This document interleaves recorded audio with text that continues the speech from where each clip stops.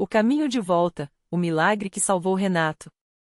Renato tinha 52 anos, era casado com Maria há 28, e por fora parecia um homem comum, trabalhador, pai de 2 filhos já adultos, dono de uma pequena oficina mecânica em um bairro simples de São Paulo.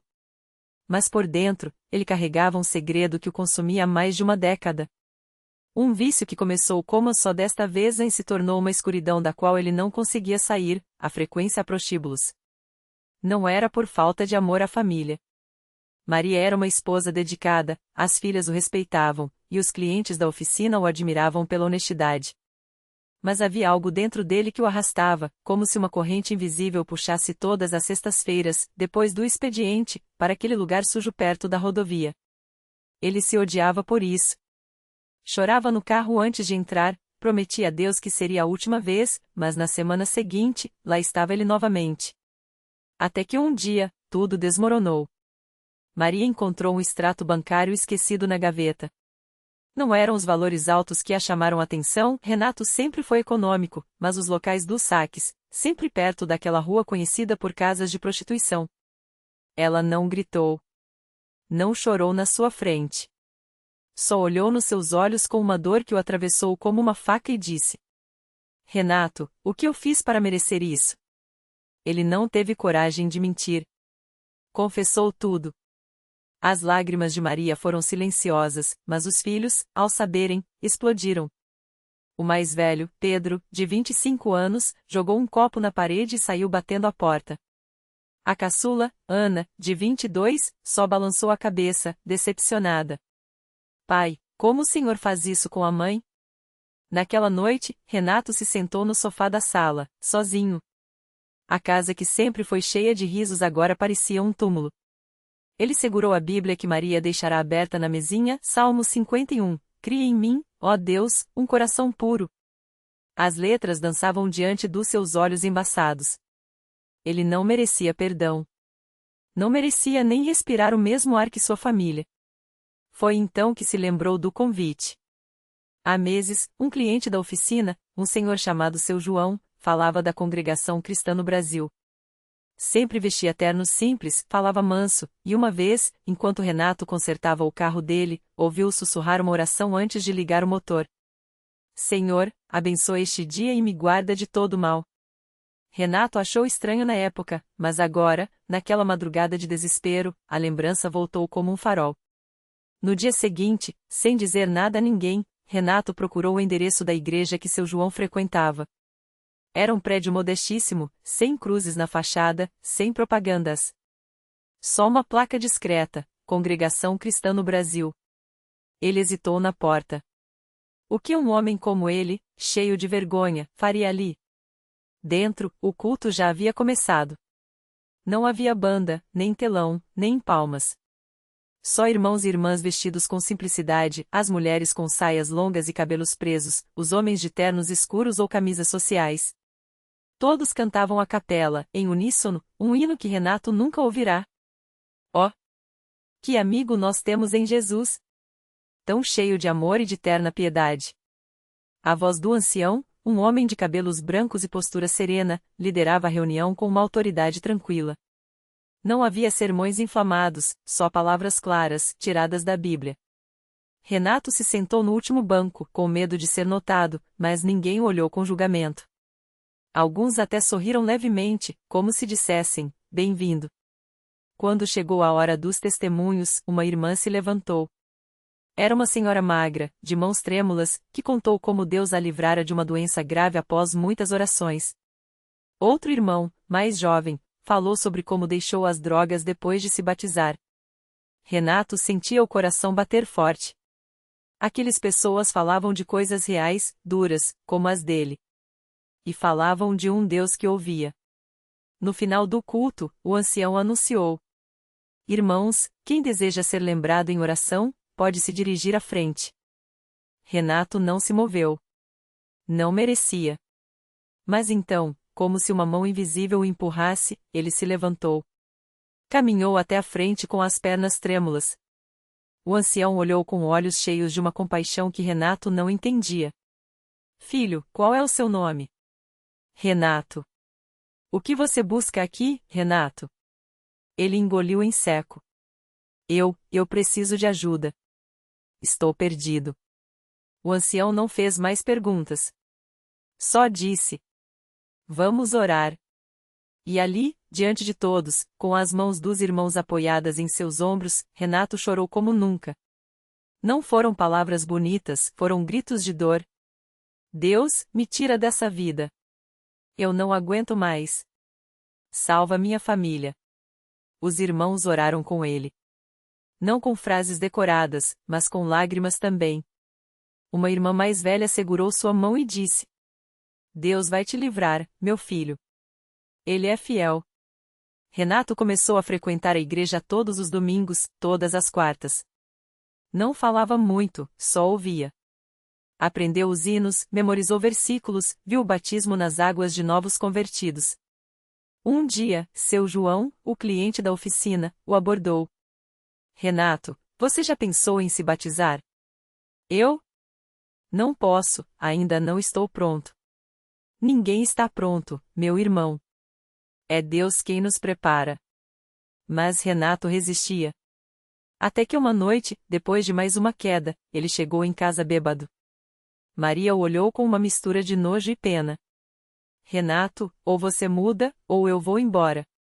Não posso mais viver assim. Foi o estopim. Naquela mesma semana, ele procurou o ancião. Eu quero me batizar. Tem certeza, filho? É um compromisso sério com Deus. Tenho. Não aguento mais essa vida. O dia do batismo chegou. Era uma manhã fria, o tanque cheio d'água, os irmãos cantando hinos de vitória. Renato, de camisa branca, tremia não pelo frio, mas pelo que estava por vir. Quando desceu às águas, o ancião perguntou: Renato, você crê que Jesus Cristo é o Filho de Deus? Creio. Você se arrepende dos seus pecados? Me arrependo. Em nome do Pai, do Filho e do Espírito Santo, eu te batizo. Quando emergiu, Renato sentiu algo que não conseguia explicar. Não era alívio.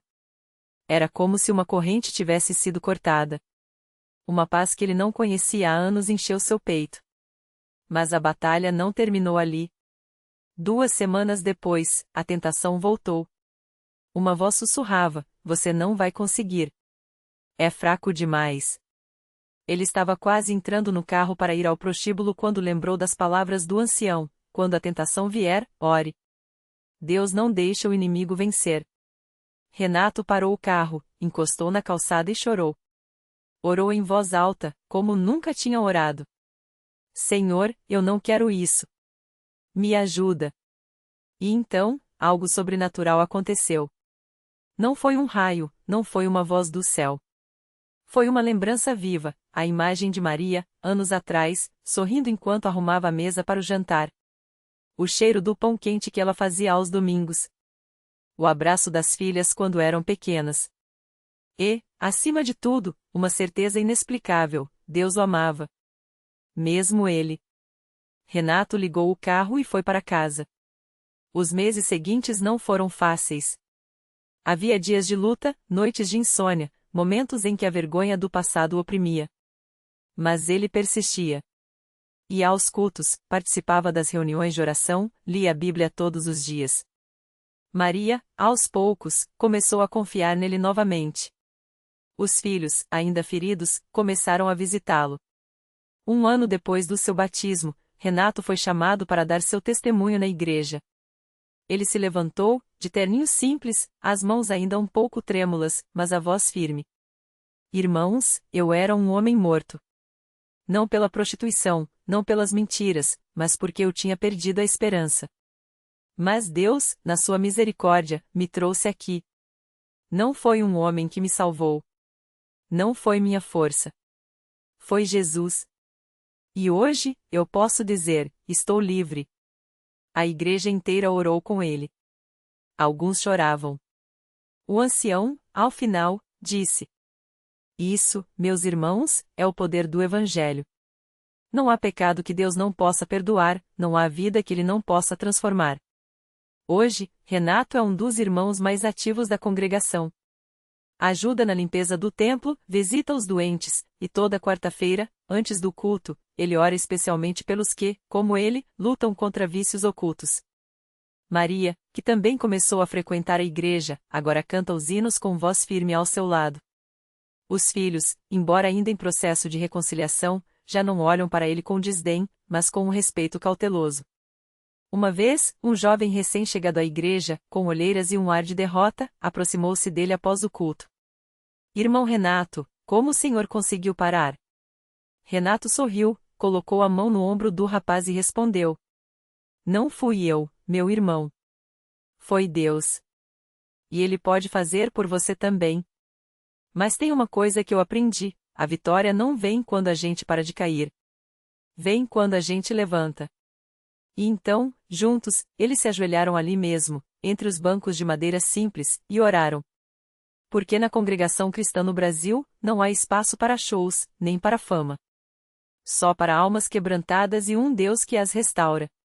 O jovem, cujo nome era Lucas, tinha apenas 23 anos, mas carregava nos olhos o peso de uma vida que já parecia perdida. As mãos tremiam quando ele se ajoelhou ao lado de Renato, e as palavras saíam entrecortadas, como se cada sílaba doesse. Eu já tentei parar, irmão. Já prometi para minha mãe, já chorei, já me humilhei, mas quando a vontade aperta, eu não aguento. É como se algo dentro de mim fosse mais forte do que eu. Renato conhecia bem aquela dor. Ele se lembrou das noites em que, sozinho no quarto, lutava contra si mesmo, dos momentos em que achava que nunca mais veria a luz do dia sem a escuridão do vício. Mas agora, ali, com a mão apoiada no banco de madeira gasto pelo tempo, ele sentia uma paz que não vinha de si mesmo. Lucas, eu também achei que não tinha jeito. Mas Deus não olha pra gente pelo que a gente já fez. Ele olha pro que a gente pode ser. Renato fez uma pausa, olhando fixamente para o jovem. Você já tentou entregar tudo para ele? Não só o vício, mas a vergonha, a culpa, o medo de fracassar de novo. Lucas abaixou a cabeça. As lágrimas caíram no chão de cimento frio da igreja. Eu tenho medo de decepcionar outra vez. Nesse momento, o irmão mais velho da congregação, que passava pelos bancos recolhendo os inários, parou ao lado deles. Não disse nada, apenas colocou uma mão no ombro de cada um e orou em voz baixa, com uma fé tão simples que parecia cortar o ar. Senhor, este jovem é teu. Tu o conheces pelo nome. Dá-lhe forças não só para parar de cair, mas para aprender a voar. Quando Lucas levantou, algo dentro dele estava diferente. Não era uma certeza absoluta, nem uma emoção passageira. Era uma semente pequena, mas real, a esperança de que, talvez, dessa vez fosse diferente. Nos dias que seguiram, Lucas começou a frequentar os cultos com mais assiduidade. Não foi fácil. Houve recaídas, noites de luta, momentos em que quase desistiu. Mas sempre que isso acontecia, meses depois, era Lucas quem estendia a mão para outro jovem que chegava à igreja com o mesmo olhar perdido que ele já tivera. E quando esse novo irmão perguntava como ele havia conseguido, Lucas sorria e repetia as mesmas palavras que Renato lhe dissera. Não fui eu. Foi Deus. E se ele fez por mim, pode fazer por você também. Porque na congregação cristã no Brasil, os milagres não são contados apenas nas grandes curas ou nos sinais visíveis. Eles estão nos olhares que se iluminam, nas mãos que param de tremer, nas famílias que se reconstruem. Estão naqueles que, como Renato e Lucas, descobrem que a verdadeira transformação não começa quando a gente para de errar, mas quando a gente aprende a confiar em quem nunca erra. E assim, entre hinos, orações e bancos de madeira, a obra de Deus continua. Silenciosa para o mundo, mas ruidosa para quem tem ouvidos para ouvir. Era uma tarde de domingo, quando o irmão Lucas chegou à igreja com um peso no coração. Não era mais o mesmo homem de antes, mas ainda havia algo que o atormentava. Enquanto os irmãos cantavam o hino A Deus é Amor, ele se lembrou da filha, a pequena Maria, que há anos não via. O remorso apertava seu peito. Ele tinha sido um pai ausente, um homem perdido nas trevas, e agora, mesmo transformado, não sabia se merecia o perdão dela. Após o culto, o irmão Renato o chamou para um canto do pátio. O sol da tarde aquecia os rostos, e o cheiro de terra molhada depois da chuva trazia uma paz estranha. O que foi, irmão? Perguntou Renato, com aquele jeito sincero que só quem já passou pelo fogo do mundo tem. Lucas engoliu em seco e confessou: Eu quero ver minha filha, irmão. Mas tenho medo. Medo de que ela me rejeite, medo de que ela nem lembre mais de mim. Renato colocou a mão no ombro dele, firme como sempre. Você já viu Deus fazer o impossível na sua vida, e agora duvida que Ele pode tocar no coração dela? Lembra o que a palavra diz: o que era perdido, achei. Não é você quem vai conquistar sua filha, Lucas. É Deus. Naquela noite, Lucas orou como nunca. Não com palavras bonitas, mas com lágrimas e suspiros que só o Pai entende. E Deus ouviu. 3 dias depois, enquanto Lucas trabalhava na padaria da igreja, ajudando a preparar os pães para a Santa Ceia, o telefone tocou. Era uma voz feminina, trêmula, do outro lado da linha. Pai? O coração de Lucas parou.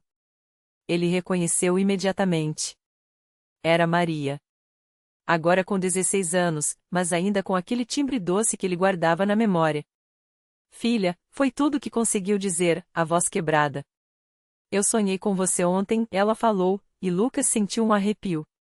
Sonhei que você estava em uma igreja grande, de madeira, com um monte de gente cantando.